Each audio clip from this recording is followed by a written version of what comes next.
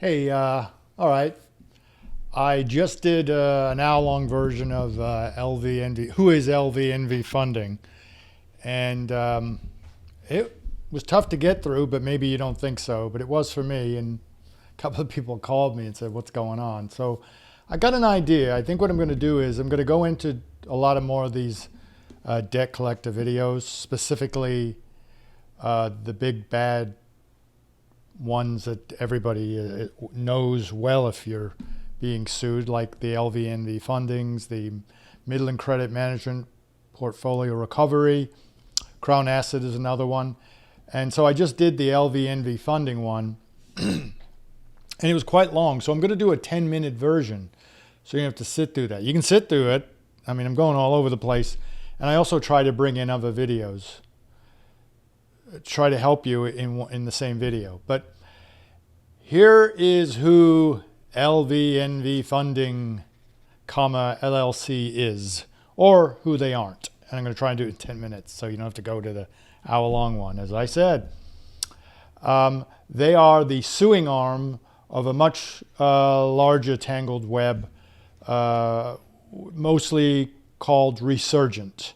And also there's an arm there or an umbrella of Sherman Acquisitions or Sherman Originated. And I say all these things because when you get an LVNV funding lawsuit, take it and look at the paragraphs. And as I say always in debt collection lawsuits generally, go down each paragraph. If it's not true, F, or false, and then say why it's false next to that.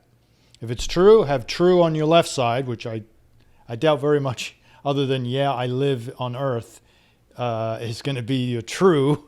And then when they say something like that, in your F column, go to the exhibits and see if that supports what they're saying.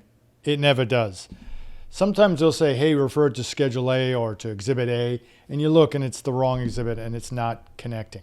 What I want you to do with an LV funding lawsuit, where you can just cut the head of the snake off, not just the tail or the body, is show how the original creditor somehow got it 5 owners down the road to LVNV funding. You'll get mired in such nonsense at the Sherman acquisition stage or the Sherman originator stage, or whoever is claiming to buy it and sold it, and then they'll throw in other debt buyers in there. But LVNV funding cases are the easiest to beat. There you go, I said it. Now they'll give me a hard time every time. But they're a very pragmatic organization, and if it's under $10,000 and you've hit them a couple of times, or they're just extremely pragmatic, they'll just settle with you. If you're an attorney, if you're a regular person, it's a little harder. So go to my website at collectionstopper.com at the Podcast Plus section, and you'll find how to bring it, as they say, the same way attorneys do, or better. I've had clients that do fantastic jobs where they're on their own. Look for language in the chain of title. That's the key. Lawyers love language. Law loves language. It's all about the language, and the language they throw into titles are just shit. It doesn't mean anything. It's all legalese. And they forget to say assignor sold to assignee in a much clearer way. So I blow that up if I have to, if I'm in front of a judge or a jury. And I say, you tell me what's going on here. And they can't. So look for the language. That's your winner. LVNV funding, by the way, as I said in the 50-minute video, it tells you right there what's going on. LV, Las Vegas, Nevada. It's a casino capital. It's a crapshoot. It's gambling. They're gambling that you won't fight them. Well, nail them. Get a 21. And look for the chain of title. Now, one of the best ways to handle these cases, as my phone goes off, one of the best way to handle these cases is to look at, and it's a new concept, data extension. Data extensions are the following. It'll be .csv, .pdf, you've heard of that, .docs, RTF, .gz. What I mean by that is the bill of sale will say, and I'll have a long ass weird nomenclature address with dots and lines, and then it'll say dot data or dot GZ or dot docs. That's fine, claiming that your debt is in there. Then when you go to their, what they call a Schedule A, where your debt is supposedly located, the data extension is completely different.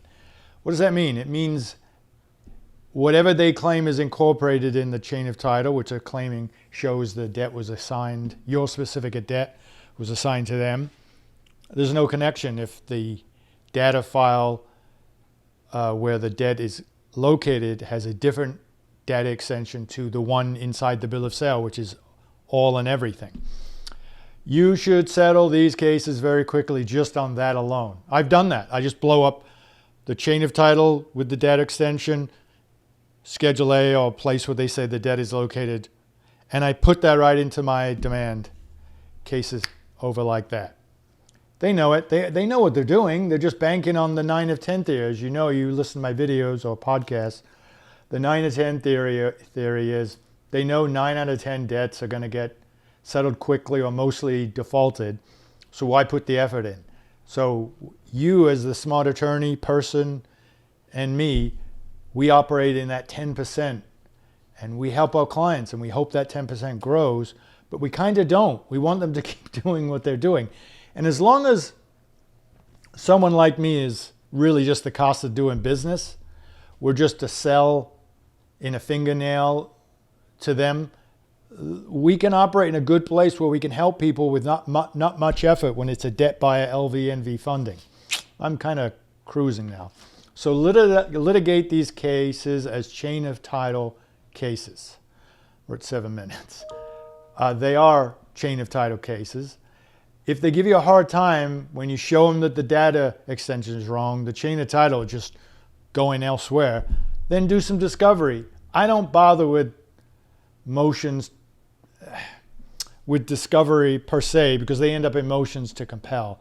What I want is the deposition of the person in charge who is generally clueless, not educated to fit the part of controlling vast amounts of portfolio debt in several states and picking and choosing which attorney they use. They depend too much on their attorneys rather than their own sense because that has not been properly educated. And of course, if they're an attorney, they must be smarter than, which is, you will do well to depose the guy in charge. That's a lot of fun, especially if you're mad at the firm that's representing LVNV Funding, because I always say to the person in charge, hey, why did you write this in your complaint? And they go, I didn't write that, they did. And you get them going against each other. And you point out, hey, that perhaps wasn't correct, or how come you didn't support it? And they'll keep apologizing, saying, I didn't do that, the attorney did that. And that is just showing what, you're not causing problems if you're just presenting something that the attorney created or the liaison allowed to be created, because bottom line, that's part of your case in chief. There is no chain of title. The complaint shows that the name of the assigner, which sometimes they'll call predecessor and interest rather than the name, must be they're hiding something, because it's all about hiding the ball. Again, one of the basis of my reasons for doing these things is to get you behind the curtain or to show you what the ball looks like, even if it's a magic 8-ball. And sometimes the law firms will hide from their own liaison, which is, you always communicate with the client, but it's such a vast, large network of people that are all the kind of same. If you think, if you understand what I'm saying, you be the good guy. Good guys finish first in debt collection litigation. Always make sure you have clean hands, no dirt under your fingernail. What do I mean? Don't do anything wrong. Come from a good place. Show that the chain of title that the other side produced is false. Again, 9 out of 10 of these aren't examined. In some of the law firms, especially Stenger and Stenger, who, by the way, are easy and good to deal with. I have nothing bad to say about the law firms. They're very pragmatic. Their client does some interesting things, but they have to work for their client. Unfortunately, they've been putting mini Miranda statements right on their lawsuits. In other words, saying, we are debt collectors. Yet Stinger & Stinger is not a party. So that means whoever is a party, and sometimes it's a creditor who is normally immune from FDCPA litigation, now becomes a debt collector because Stinger & Stinger put it on the actual lawsuit. It becomes a debt collection communication, so they have to produce a 1692G. Go to my debt collection validation videos. That's a lot of fun. So you want to look at LVNV Funding as a casino that it is, and you will walk away celebrating a big win because there's just nothing there. One of the law firms I deal with just doesn't attach anything anymore because their own stuff brings them down. But what happens is then I'll go right into the lawsuit, as you should too. Again, best tip is when you get the lawsuit, look at it. On one side, put T if it's true. On the other side, F if it's false. It'll mostly be F. And if it says it's true, look to make sure that that is true. A little quick tip. A lot of the times, because it's such old debt, they're suing clients in the wrong jurisdiction. So even the thing that could be true, like Bob Smith is located in the jurisdiction, is probably false. You can get your client $1,000 and you attorney fees and costs just from that alone. And you don't have to file a lawsuit. Just most law firms, when you show them that they're in for a lot of trouble, because they're the ones that are going to be on the hook, not the LVNV Funding, they'll just pay. It's good for you, it's good for your client, it's good for them. Each side saves money on a violation, so there's nothing wrong with that. So we're breaking down the lawsuit. We're looking at the chain of title. We're looking at LVN Funding saying, it's just as real as anything else in Las Vegas. It's not.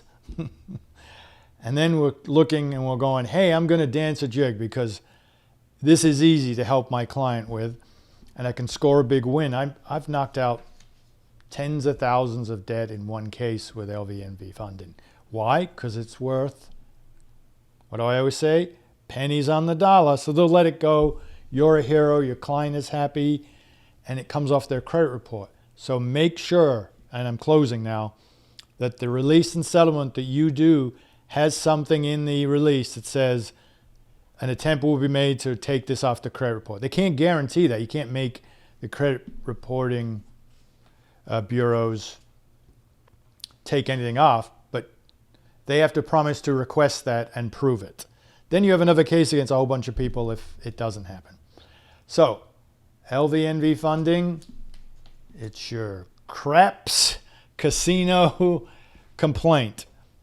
This is my 10-minute video, so you don't have to go through the 51. But if you do, there's a lot of good stuff. Go to collectionstopper.com.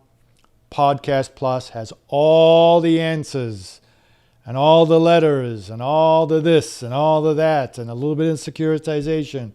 It's just chock full of stuff where you can do it all on your own, or if you're an attorney, better represent your client, which is the real purpose of these videos. This video was done under the auspices of education and information. You can see I'm speeding along now.